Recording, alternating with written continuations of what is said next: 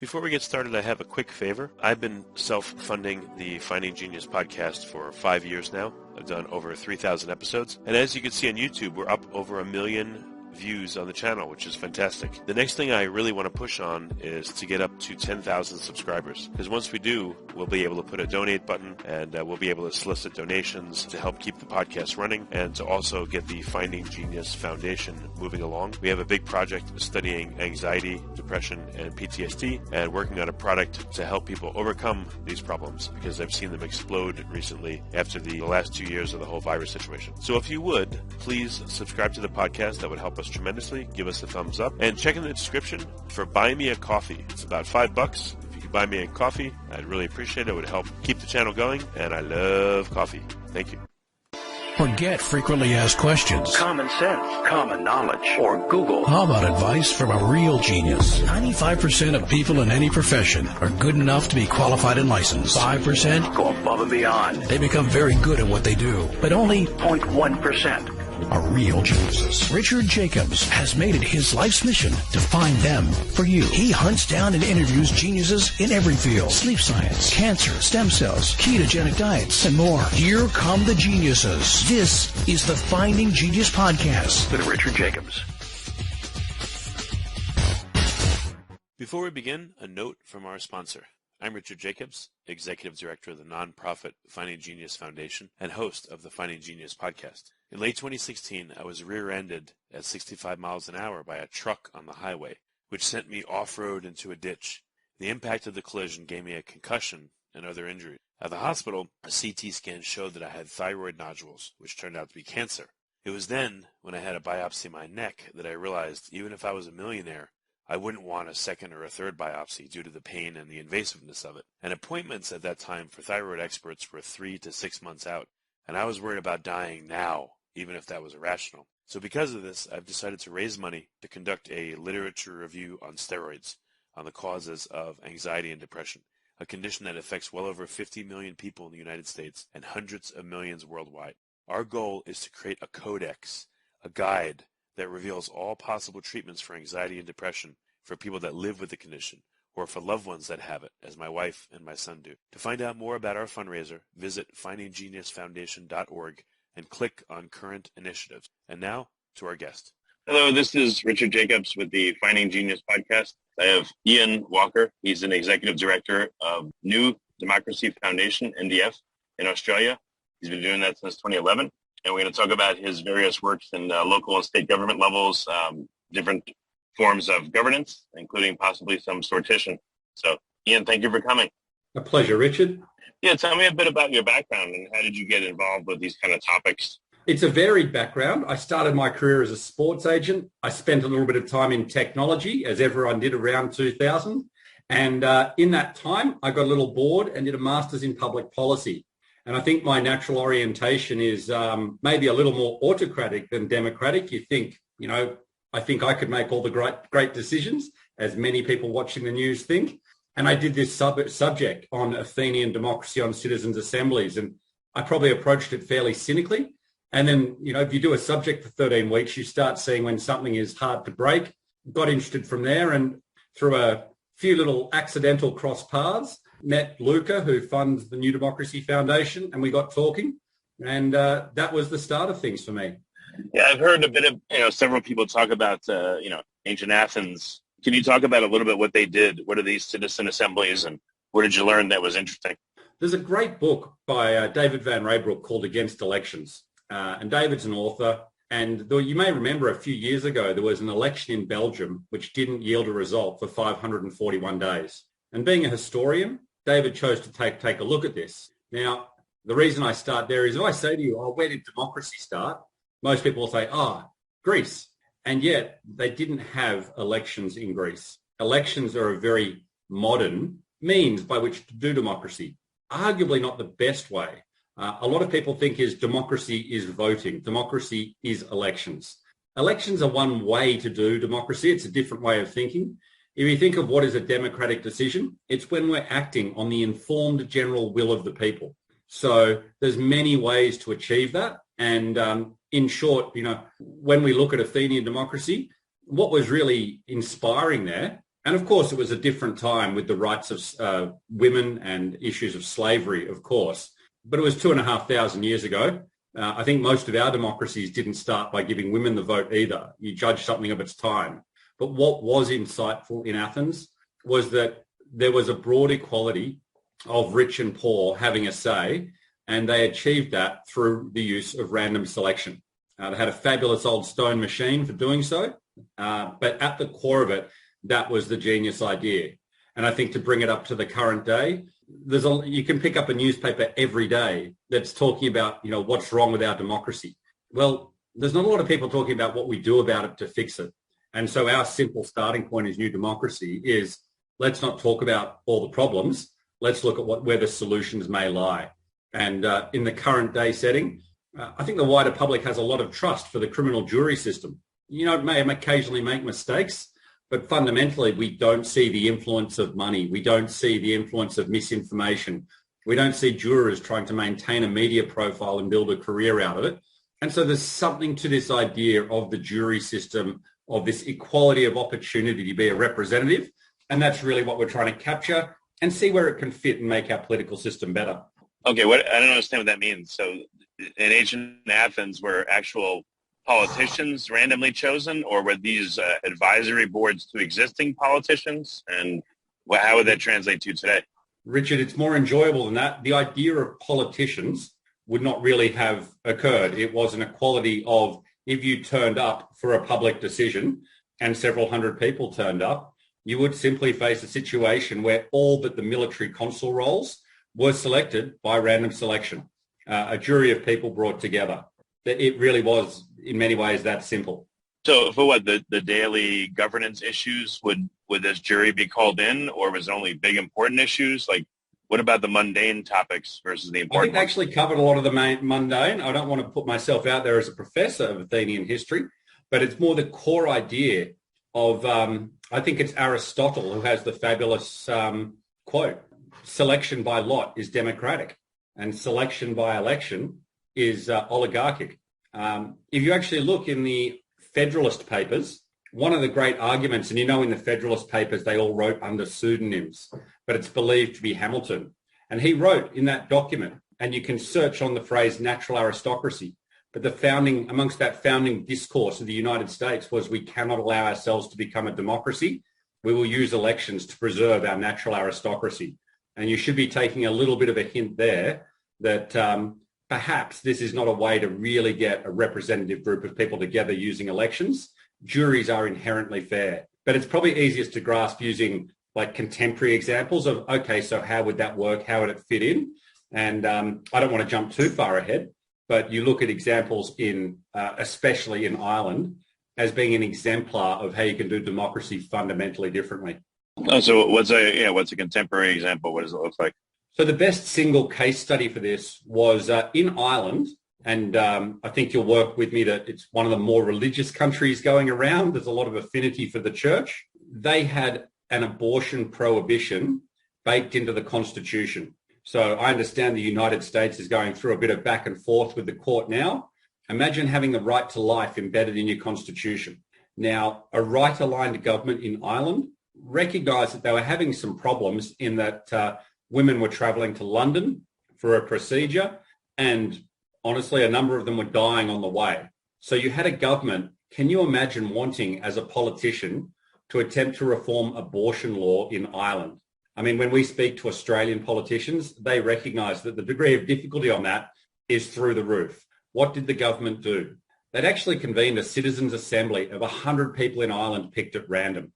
So you got people from all walks of life, rich and poor, blue collar, white collar, no collar, just a rough match to the population. And essentially they asked them whether that part of the Constitution needed to change. They gave them considerable time. And what was central is we're very used to public debates where advocates on either side really lead out with some fervent and often extreme examples. And politicians find it very tough to be stuck in the middle. Well, the citizens were free to simply apply their judgment. And critically, when you and I sit at home watching the news, see these people talking, we see people like us. We don't see the noisy advocate. We don't see the professional politician. We don't worry about the influence of money. What happened with that group was essentially that they identified 3 scenarios where they would like abortion to be prohibited, and it was 6 or 7 scenarios where they were comfortable with it. Now, we know some of the people in the government who were extremely nervous through this process because what the citizens were coming at was very different to what any politician was proposing. The final referendum passed 67-33. And if you know a bit about referenda, nothing passes like that. It can be a struggle to get to 51%, let alone 67. And in exit polls, people consistently reference the fact that a group of people like them had taken the time and that they trusted them. So I think the key takeaway is if you can reform abortion law in Ireland with a right to life protected in the Constitution, there's probably other hard political issues around the world we can use by giving presidents and prime ministers the ability to call on a citizens' assembly and use it and essentially to reset a debate, reset a discourse. Before we continue, I've been personally funding the Finding Genius podcast for 4.5 years now, which has led to 2,700 plus interviews of clinicians, researchers, scientists, CEOs, and other amazing people who are working to advance science and improve our lives and our world. Even though this podcast gets 100,000 plus downloads a month, we need your help to reach hundreds of thousands more worldwide. Please visit findinggeniuspodcast.com and click on Support Us. We have 3 levels of membership from $10 to $49 a month, including perks such as the ability to see ahead in our interview calendar and ask questions of upcoming guests, transcripts of podcasts you're interested in, the ability to request specific topics or guests, and more. Visit findinggeniuspodcast.com and click Support Us today. Now back to the show. Yeah, I guess I am corruption gun shy because I feel like I see corruption everywhere today. So like when you say, like people were selected randomly, what are some of the nuances of that selection? How does it work so that it doesn't get corrupted as well? Richard, if I could cheat the lottery, I wouldn't be talking to you. I would be buying an island somewhere. You can make a lottery as public as you like. You could pick numbers, using a televised system that comes up with 3 and 4 digit strings that you've got to have in your mobile number. Maybe it picks birthdays, but fundamentally, we do have an ability to pick random numbers and to do so transparently. I'd also gently remind you of that fabulous analogy of the 2 of us needing to run away from a tiger. And, there's always that question of, well, you're not going to outrun the tiger. I don't need to. I need to outrun you. When you look at the corruptibility of elections, which require so much money to run, I think in recent presidential elections, I know that the Hillary Clinton topped $1.1 billion. And I'm pretty sure that the candidates in the last election certainly were very close around that number. I find it very hard to believe that all those people give money out of civic contribution and goodwill and are not expecting a little favor on the way back. The great advantage of random selection is you straight away take money out of the system. And I think that is the greater gain. Absolutely, a random selection could be cheated if you tried to do it in a black box somewhere, but there's plenty of ways to do it out in the open. So I don't think corruptibility is the problem as much as where you've got to be mindful is you're always reliant on people turning up. So you can get a moderate self-selection bias. Well, yeah. Has anyone studied this? What are the better ways to use the random process? And, how do you make sure the people are turning up for some reason, the ones that turn up don't have some kind of, a person that turns up versus not turns up, what's the difference? They're just more passionate or has anyone explored this part of it, the picking, the way to do it right versus wrong, examples that seem to work better? What are some of the problems, that kind of stuff? Has anyone gone deep into that aspect? Yeah, there's hundreds of academics look at things like this. To give you the sort of simple takeaway, the absolute core of it is things like print invitations and really explaining what the process involves on that invitation and giving people a long time to respond. Like we leave our RSVPs open for 4 weeks, as a lead up into what will probably be a 4-month project. The more you give people time and explain it, what you're really trying to tap into is most of us, regardless of wealth or background or anything else, we want to have a say in the decisions that affect us. And so if you give people that opportunity, if you show them that respect, you get very high response rates. And in those high response rates, straight away, you dilute just having the most enraged and articulate at the table. And really, that's our problem in a lot of public decision-making today. It massively appeals to the enraged, the articulate, and 95% of us sit there and scratch our heads and think it's all gone a little bit far. This is why it's such a good counterbalance and a complementary mechanism. Picture a leader you respect standing up to take a tough decision. Now picture that with 30, 40, 50 people from all walks of life standing next to them saying, we've actually had a few months to look at this in detail. We made the following proposals, and on balance, we think it's a good decision for our community. We think that is going to be a more trusted decision, and the results show that we are getting much more trusted decisions, and citizens are actually capable of confronting hard trade-offs that politicians often don't want to confront. If you like this podcast, please click the link in the description to subscribe and review us on iTunes. Well, so was this particular decision literally given over to the hands of the randomly selected people, or did they just advise the politician who made the final decision anyway? Well, it was a referendum, so it went out to the whole population. The critical piece is when we say complementary, absolutely we have elected decision makers and they get to make a final call. What this does is expand the range of options available to them. So in the Irish case, a president was able to say, we're going to have a referendum, and in the event that it passes, those three scenarios that people don't consent to will not be part of the law, and the scenarios that people do see as reasonable, that what the citizens have recommended will be the basis for the law. So it doesn't have to be full, complete authority. It's about a complementary balance, which is where we think there's a really big window to drive through. Oh, no, this is very interesting. What was the process when people, quote unquote, showed up?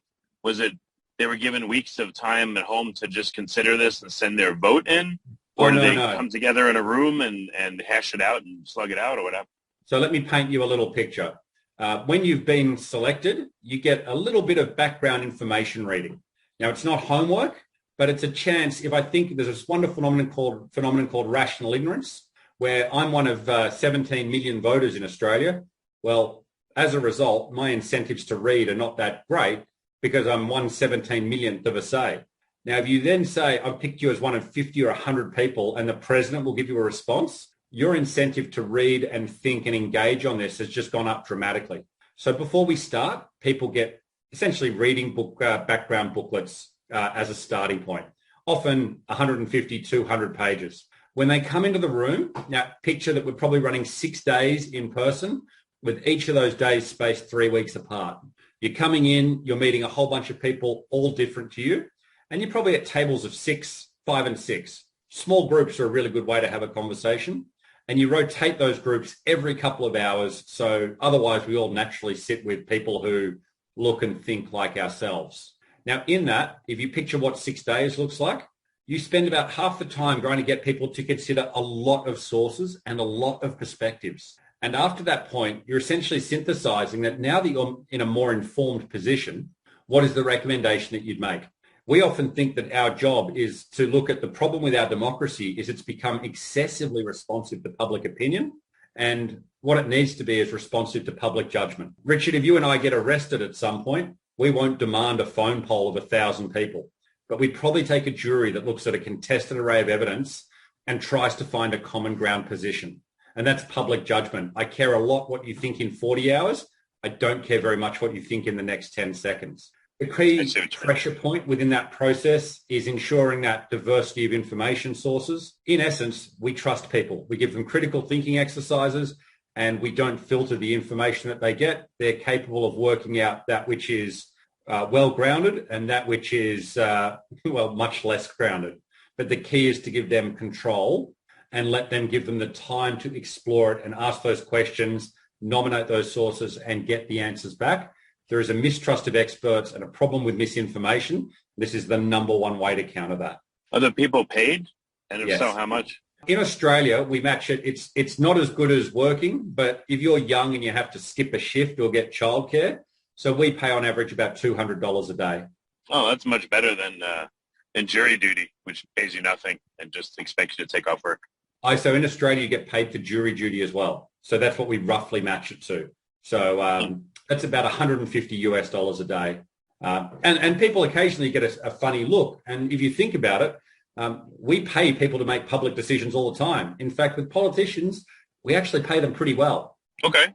Well, very good. Are there any, so the Irish example seems like it was a resounding success. Have other governments looked at it and said, "Ooh, we're going to try something like this," or was it met with skepticism, or what's happened now? President Macron has commissioned a number of projects. The president in Germany has as well. We're seeing the OECD publish guidelines. Richard, you'll probably laugh, but it's happening pretty much everywhere except the United States. Your political system does seem to be one of the more arcane and resistant to change, which is why it's a pleasure to get an invitation to talk about it. But most governments around the world are looking at this. The UN Democracy Fund has started to realize that this is a great process to take out, because elections alone are not yielding. Essentially, you go back a step. Why do we have democracy? There's two reasons in my book. One is there's some decisions which affect all of us, including how to pay for them. And the second one is to have social cohesion. There's a lot of us that want different things and often very opposite things, and we need a way to resolve that. Now, because of the simplicity of voting and, frankly, how easy it is to manipulate a vote, as the Cambridge Analytica experience showed, votes are pretty simple. Scare campaigns work tremendously well. As a result, it's easy to derail reform decisions. So we need something that's less easy to be derailed while still being robust, something trusted. And that really is the key of why citizens' assemblies and juries are working, is that, what we want to see in politics? We want to see people like us. We just want to see some regular folks instead of career politicians, instead of people who are clearly saying things because they're worried about their pre-selection, their nomination. And we look at them and think, I don't think even you believe what you're saying. That is a problem we can solve with juries. The number one thing with people we pick at random is they don't say things just to make us happy. You can't get 40 or 50 people to say something they don't believe in. I guarantee you can get 40 or 50 people in elected office to say something they don't believe in. What about the identities of the people? Are they shielded until after the decision's made? And if it's very contentious, like abortion, what if someone finds out who is, one of the random people or multiple random people, and they attack them, or they try to denounce them, or, is there any need to protect the deciders? Not in Australia. I don't mean to be flippant, but what we do here is it's absolutely essential the wider community gets a feel for these people from the outset. If you hear that the government's discussing a tough decision and you say, hey, here's a group of people like you, you're likely to trust them and follow them. If you only discover who these people are at the end when there's the decision, if you don't like the decision, then you don't like the people. Now, in practice, this means we ask the jurors and say, hey, we'd like a number of you to appear in the media. Who feels comfortable doing that? As a rule, 80 to 90% of people do. There's always a few people who are shy. That's absolutely fine. What's great is to be able to show a cross-section of people and just give a sense of this person's, a carpenter, this person's a childcare worker, this person's a dentist. You get that real sense of, okay, well, they're not a lobbyist. They're not someone from the, pick your industry of choice that you don't like. But in terms of being attacked and found, the other dynamic to realize is that if you pick 40 people, they don't know each other. So if you try to corrupt one of them, and we have seen 2 attempts to get to a juror in a political environment, people have established networks. So if someone comes in with new information and pushes a decision, there's a little bit of social element of, well, let's trust him because we've known Bob 20 years. With a jury, it's very, very hard to manipulate it. We get supermajority decisions in this environment. So we don't set a simple threshold of 50-50. What we're doing is trying to get the group to say, what can you all agree to? That's why it takes so much time. We let them self-write their recommendations. In that environment, there is no just block of votes. You don't just get to Nancy Pelosi, who then says, fantastic, I can move the whole party. Or equally, you don't just get to Ted Cruz and say, right, I've got one influential person who can drag all these other votes along. They're a group of people who are all equal. If someone brings something in, then they'll listen, they'll consider. But equally, what we've seen is people are quite skeptical of where did you get that lever arch folder of background materials, and they question and engage. So it is actually quite highly corruption proof. Yeah, no, I mean, it sounds a heck of a lot better than what we've got going on here. I was thinking about elections and voting, and I mean, when, 6 months before an election, we're not getting any information. We're just sound bites from politicians, and I wouldn't even call it information. I would just call it, I don't know, sound bites to inflame people that inform them of nothing. There's no real discussion of the merits of the issues, the positives and negatives, none of that stuff. And then there's a total disconnect, because once the person gets in power, then all of a sudden now you're shut out and you don't get to see anything of the internal workings of the decisions or why or how. And it's just, I don't know, it just doesn't seem like it just seems like crap from my point Richard, of view. you hit it. You absolutely hit the key problem. Because of voting, anyone running for office, Democrat, Republican, left, right, anywhere, they have no incentive to convene deep discussions, because that's not how we vote. We tend to vote driven by hating the other candidate more. That's one of the prime determinants of how you vote. You don't vote for someone. You tend to vote because you actively dislike the other candidate. Now, in that environment, that's why you get sound bites. Voting has more in common with selling soft drink than it does with thinking. You want to have a quick association, a quick memory associated with that. So slogans, sound bites, negative messaging works super well. And that's a function of format. It's not because politicians are bad people. It's because that we've created a structure. They can see how that structure works and they can respond to it. So to fix it, we're saying, well, let's create a second structure, and all of a sudden you see the incentives are completely different. Within that second structure, there is no election. We get an equal chance to participate. You end up in a room with a whole bunch of different people, and the incentive now is, look, it's not about your individual view. What's hard to find is where the common ground position of the community is. So we will report to your governor, to a minister, to a leader in government, whatever it is that you can agree on, that you can support with evidence. Now, you see what we've just done to people's incentives there. Now they have an incentive to read, an incentive to question, an incentive to listen to one another. You know, one of the most common things is this pure impact of we all tend to hang out with people just like ourselves. This is creating a little bit of space in society where you mix with people with a very different level of wealth, a very different life experience. And that mixing is a good thing to do. And if that mixing results in people standing behind something and saying, on balance, we think this is fair, that's got a great role to play in our democracies and making them a little less agitated. Well, I mean, like you said, in Ireland, they convened this, and Macron in France has convened a few times. But, you know, how do you know when you're getting so close to home where the politician, the leader's going to be like, oh, no, we shouldn't do that. Yeah, it's okay if we do this, but we shouldn't do that. And the underlying reason would be, you know, I might be next as the president or prime minister. You know, I don't think any of me or my ilk are coming back if we take this to the point where it governs how elections are done and how politicians get to run their positions. I mean, it seems like maybe if it was allowed, one of the first things would be to convene a big citizens assembly and change how politics is done, first of all, how voting is done, how all that stuff's done, and reform it that way and then move forward. Believe it or not, that is under active discussion in a number of countries, that specifically where you have a poacher and gamekeeper problem with politicians. So around anything to do with election regulation, should that be passed to a jury of citizens? You know, even in far away Australia, we got a pretty good message that then President Trump wanted to drain the swamp. Can you think of a better way to do it? Equally, we now look at President Biden seeking to do something on gun laws. What an amazing thing it could be to, you know, Congress is not going to get very far doing that. Why not start with juries of citizens in a dozen places around the United States and ask them an open question? How do we minimize harm from guns in our society?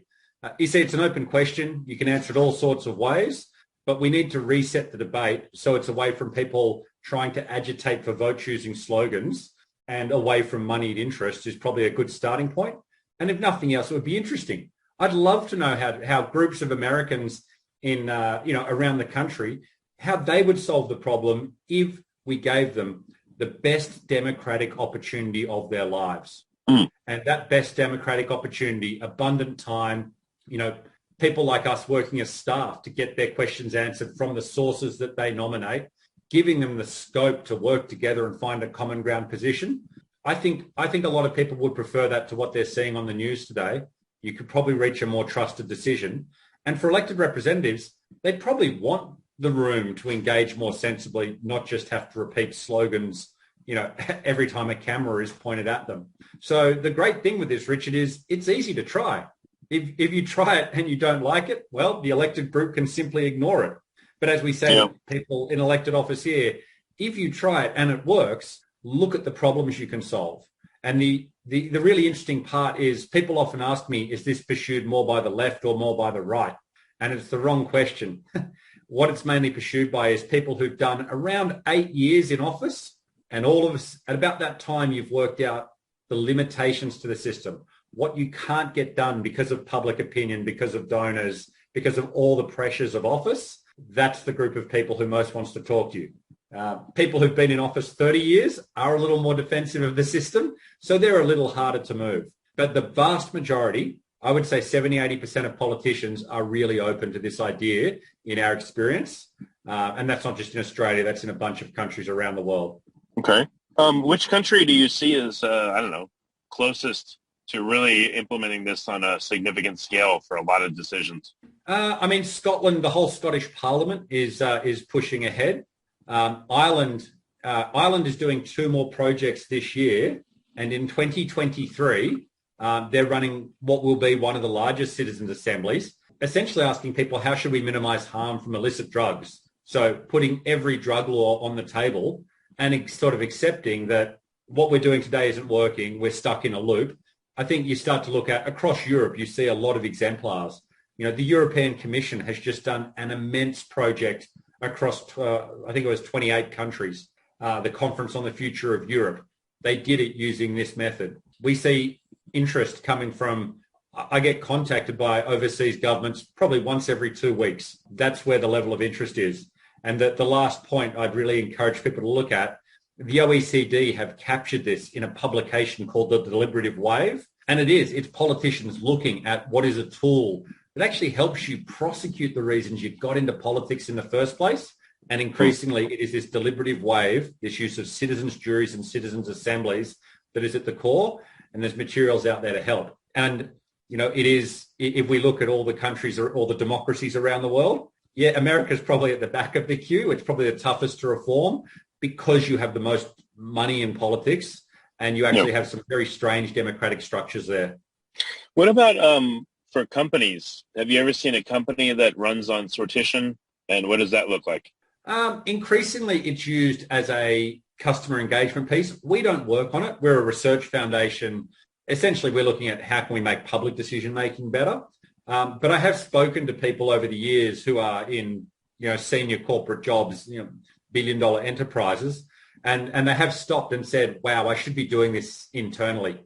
In any organizational structures, managers have an incentive to tell you what you want to hear and good news. Wow, I should be sampling across, certain number of people from my warehouse, certain number of people from a factory, certain number of people in management. By sampling, you get a very different result because you change the incentives. Okay. I don't know, are there any big projects in the works that you're really excited about, or new referendums or new case studies that are coming up that people can look at and maybe keep tabs on? Richard, in my job, it's the reason politicians talk to me is I'm discreet. So they open up all sorts of conversations. So I tend not to forecast what might be coming around the corner. But anyone who's interested, I would always look up Ireland Citizens Assembly. As I mentioned, they've got 2 happening now, a massive one happening in 2023. I would expect that you'll see more out of President Macron. You'll definitely see more out of Germany. And with that, I'm obviously parochial and hoping that we see something very large out of Australia. But it's what we have is absolutely, there's still a mission to show politicians this is complementary. This helps you actually do your job better. But the mission is always making people aware of it and honestly getting them to not think it's a lunatic idea. When I say we're going to use random selection, I know there's a chunk of us who are probably picturing, some of the strange people we might see on the train this morning. But the core of it is, if you look at it, 95% of the population does okay. We figure out our lives, we have somewhere to live, we keep a job, all that sort of stuff. The population is capable if we show them respect and give them a great democratic opportunity.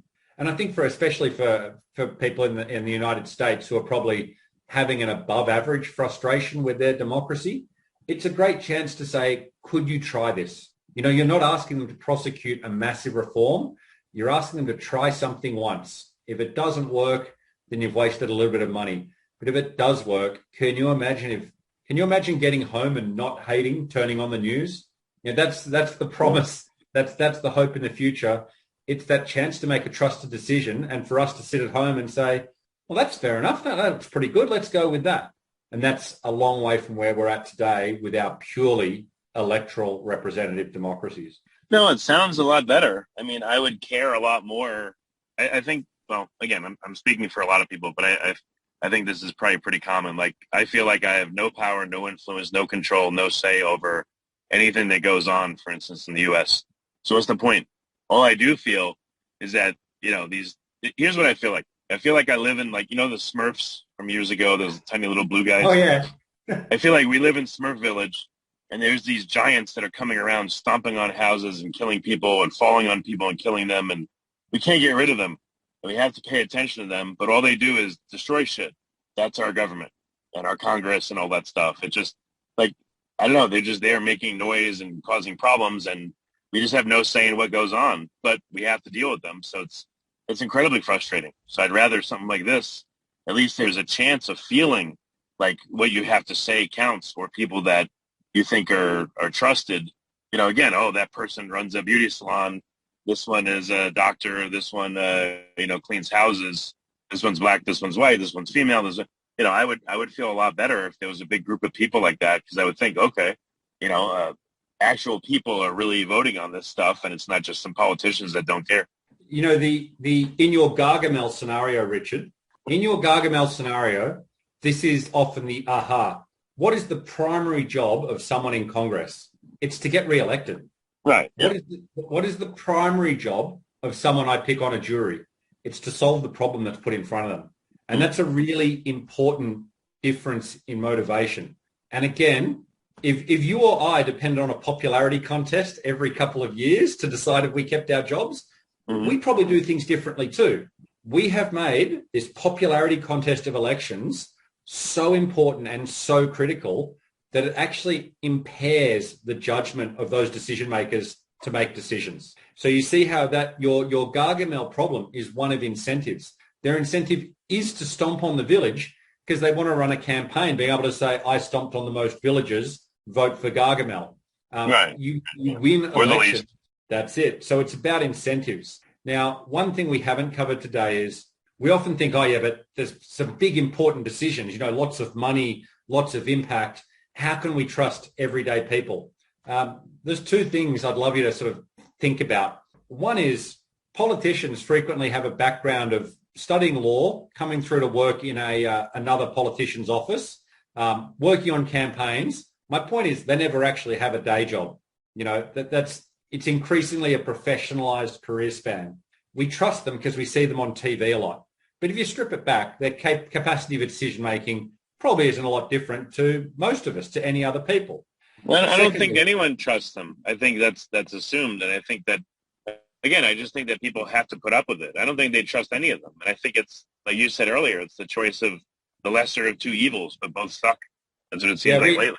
Richard, I'm not sure what your capacity is for censoring on this podcast, but we just had an election in Australia 3 weeks ago, and they interview voters coming out of the booths, and they got this guy, and he was sort of, just a really easygoing looking bloke, and they said, so how did you make your choice today? And he shrugged and looked at the camera, and he just said, well, it's the lesser of two dickheads, really, isn't it? Yep. I'm not saying I like the person I voted for, but look at the choice we were given. We can move beyond that choice.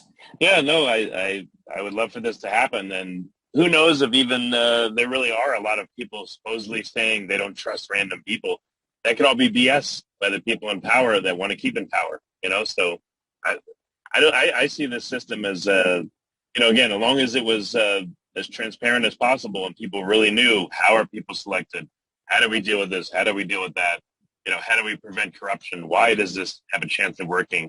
What are the issues? What is the counterplay back and forth? I think this would be an infinitely better system. And you've hit it. I mean, Richard, if I say, people say, can you really run random selection? I say, look at Powerball. No one's managed to cheat Powerball yet because the physics is impossible with all those little balls bouncing around. Well, All you've got to do is turn that into little number strings that belong in a phone number, a social security number, anything like that. And I think realistically go, well, no, there's no way they've tricked that up. Yeah, it's less likely at least. I mean, no system is totally bulletproof, but you can get a heck of a lot better. It's like preventing your car being stolen. You can put the club on it, an alarm in it, put it under the street light, have a security guard watch it. Sure, someone can steal it, but it's much harder now and much less likely. And that's far better than doing nothing. And with democratic process, I agree with you. Never make a claim that something can't be corrupted or broken. The real test is, if it is corrupted or broken, can it be hidden? Now, that second test, in my view, is much more important. Absolutely, we've seen attempts to take down our recruitment system. You will laugh that we have done topics on a fairly high degree of controversy, things like nuclear waste facilities. And it was a topic on cars and bikes must share the road that had the most systematic attempt to defraud our recruitment system. So you never know where controversy may lie. Well, I don't want to make you take too much time, but was there anything curious or interesting about the way in which people try to thwart the system? Did you learn anything from it that was interesting? No, it tends to be fairly brute force because people don't understand the method. So if you think about simply, Richard, I go to a random sample of addresses and we post out an invitation to them. People tend to register from their own address, so you can match the two things together. There's relatively simple ways to ensure that there was no passing around of invitations. Occasionally people will get one at their work address and register at their home address, but we tend to just ring people up. If we pick one and it doesn't have an address match, my favorite memory in this job was ringing someone up and I said, look, you've been picked, but the address doesn't match. Can you tell me where you got it? He said, yeah, it went to my mother's house. I went, oh, good. What's the address? And he said, I don't know. So on that instance, we judged that was fraudulent. People are not expecting a phone call out of the blue. They're not expecting having to construct a story around that. So, it's relatively easy to detect is the point here, whether or not an invitation's gone to someone. But beyond that, the only exclusions we have are for people in paid political office. Aside from that, let's give the broadest possible opportunity to people. Yeah. And I mean, a dead person can vote. We've seen that, but it'd be much harder for a dead person to be on a committee and give their opinion of what's going on. So. And yet I'd save on catering. Well, excellent. This has been a really cool call. Very interesting. How can people find out more, and how could they try to maybe, give a little bit of a kick or an impetus to their officials, local, city, state, federal, whatever it is, to consider these things, maybe implement them? Sure thing, Richard. For us, we run a really simple explainer at changepolitics.org.au. Now, in America, there's a fabulous organization called Of By For. So if you just Google join Of By For, I think it's got a .us script. That's a really good way to, again, get a basic understanding. You actually mentioned what's the best thing people could do to make it happen is actually just start talking about it. Put it out there on social media, start to contact your politicians and say, what do you think? And because it's a topic about democracy, we find that they're much happier to engage on it than they are about, a real hard policy topic. Letting politicians know you're interested in it is half the battle.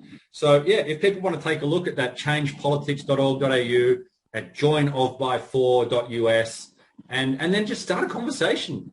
Send a tweet, drop an email through to your politician, ask them what they think, ask them if they'd take a look.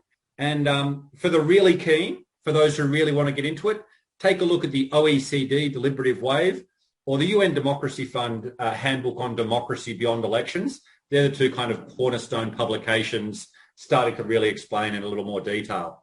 But if I can give one final recommendation for those who are a bit curious, there's one great book you should read on it, Against Elections by David Van Raybroek. It's short, it's punchy, it's fun. You can read it in an afternoon at the beach. But that is the number one book you want to buy that will give you a few new ideas and quite a surprise. Okay. Well, very good. Well, thanks so much for coming. It's been a great call. And like I said, I really appreciate it. Thanks so much, Richard. I can't wait to see the response. Excellent.